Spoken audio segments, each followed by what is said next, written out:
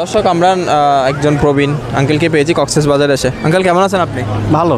কোন জায়গা থেকে আসছেন? রংপুর থেকে। রংপুর থেকে কক্সবাজার চট্টগ্রামে তো কখন আসলেন?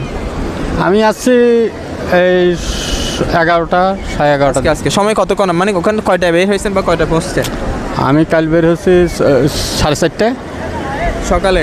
হ্যাঁ, না বিকাল 4:30টায়। আচ্ছা, কালকে। আর আজকে আমি 11টা 11:30টার দিকে নামছি। ধরতে গেলে অনেক সময় তো লাগছে, তাই না? হ্যাঁ হ্যাঁ, তো অনেক সময়। এটা কাদের নিয়ে আসেন আপনি এখানে? আমার ফ্যামিলিকে নিয়ে আসছে, পরিবার নিয়ে? হ্যাঁ।